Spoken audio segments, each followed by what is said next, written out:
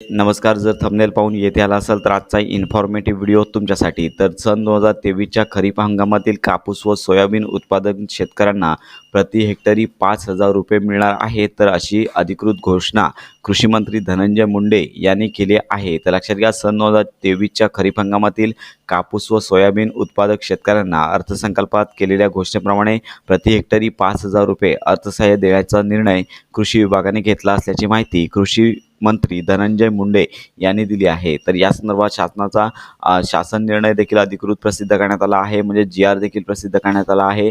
तर यामध्ये देखील मान्यता देण्यात आलेली आहे. तर अशा प्रकारे सन 2023 मध्ये बहुतांश भागात पावसाचे प्रमाण कमी झाले होते आणि त्याचबरोबर कापूस व सोयाबीनचे भाव पडल्याने शेतकऱ्यांना आर्थिक नुकसान सहन करावे लागले होते. महायुती सरकारने या शेतकऱ्यांना अर्थसहाय्य करण्याचे लोकसभा निवडणुकीच्या आधीच घोषित केले होते. त्याचबरोबर त्याची अधिकृत घोषणा मांडलेल्या अर्थसंकल्पात देखील करण्यात आली होती. तर यामध्ये कृषी विभागांतर्गत कृषी मंत्री धनंजय मुंडे यांच्या नेतृत्वाखाली या निर्णयाची तातडीने अंमलबजावणी केली असून राज्यातील कापूस सोयाबीन उत्पादक शेतकऱ्यांना किमान 1,000 रुपये तर 2 हेक्टरच्या मर्यादेत प्रति हेक्टरी 5,000 रुपये याप्रमाणे अर्थसहाय्य देण्यास शासन निर्णयाद्वारे मान्यता देण्यात आलेली आहे. तर यासाठी सगळ्यात महत्त्वाची बाब म्हणजेच या अनुदानासाठी पीक पाहणी पोर्टलद्वारे पिकांची नोंदणी ज्यांनी केली आहे असेच शेतकरी या अनुदानासाठी पात्र ठरणार आहेत. त्यामुळे सरचं अनुदान DBT पोर्टलद्वारे शेतकऱ्यांच्या आधार संलग्न बँक खात्यामध्ये जमा केलं जाणार आहे. त्यामुळे ही महत्त्वाची माहिती इतरांपर्यंत नक्की शेअर करा.